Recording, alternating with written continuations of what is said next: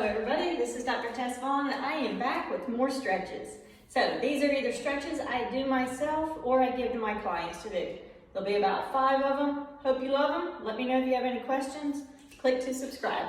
All right, first one is for that neck pain, can be headache pain. It could be that hump that you're starting to see on your back or your kids tell you you have it. That's what happened to me. And you want to get rid of it.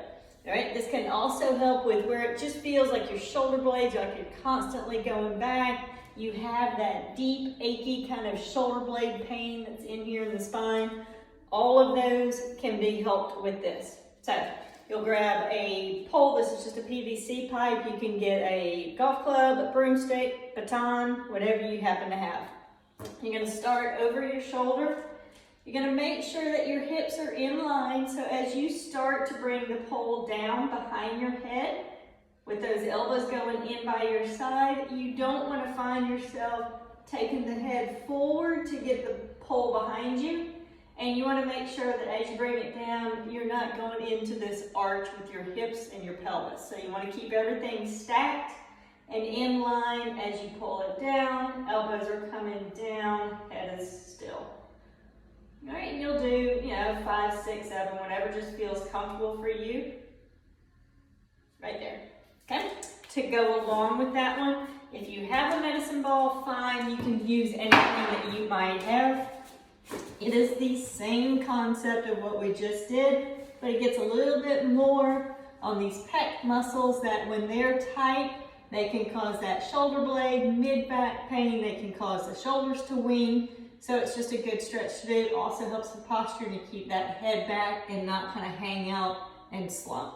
So you're going to lean on your ball, arch kind of back over it so it's under you and not rolling out.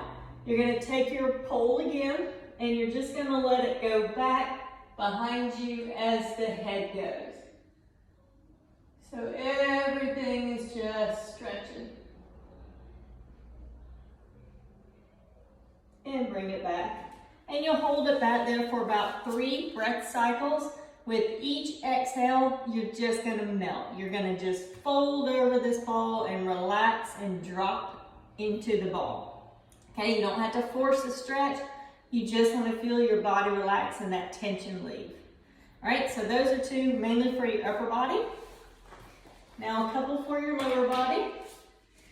This one is similar to each other. I'm going to show you 2 of them so that you can choose which one is better for you. So, first one, what you'll do is you'll go into a really wide stance squat because you want to be able to have your hands flat on the floor. So wherever that gets you is where you want to be. I'll show you from this angle and then I'll turn to the side.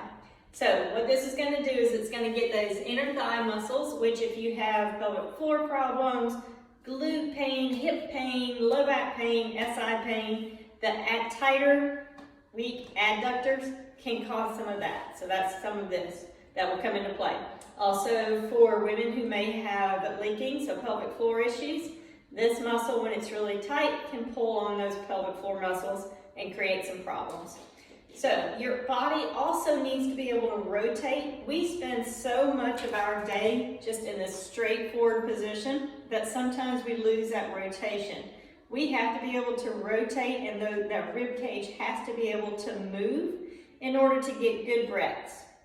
Okay, breath is pretty important. So what you'll do is spread your legs apart as far as you need to. Toes are going to be pointing forward. You're going to have your hands flat on the floor. You're going to take one hand, center it up under your body. You're going to take the other one and open it up. Try to keep your hips pretty level for this first one. Hang out there for a couple breaths. And then tilt your pelvis also. And you'll feel if you're tilting that way, you're going to feel it in this one. So you see how my hips tilt versus square. Tilt, and that's good. You're going to help with that rotation. So it's going to be a flat pelvis first, flat back, and then tilt to get the inner thigh. And you'll do the same thing going the other way. From the side, you're here, flat back first. As you rotate, trying to rotate through the rib cage in your trunk, and then you're going to tilt the pelvis and open up. Just like that.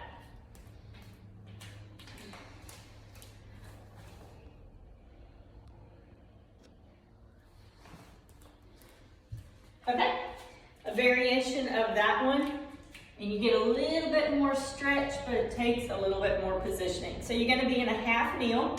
The other foot is gonna be straight, and you wanna try to have that foot as flat as you can on its edge, all right? Hand's gonna go down, and you're gonna rotate this way. As you do, you're gonna feel that inner thigh stretch, and then you change legs.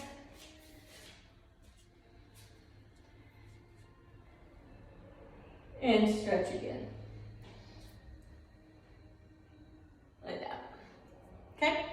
As you can tell, that one is not my favorite unless my inner thighs are really tight, and then I'd prefer that method versus the one with both legs out straight. Okay, final one is called Greek strapper. So I'll show you from this angle first. Go ahead and just position your feet wherever you think. They're pretty much going to be right up under your hips, but if you have tight ankles, then you may have to adjust your feet a little bit, which is fine. So what that's going to look like is you're going to just try to drop down wherever you can. First couple may be a little tight getting into this position. For me, my ankle joints are really tight just from repetitive strains. So sometimes it takes one or two to get comfortable and not feel like I'm going to go backwards.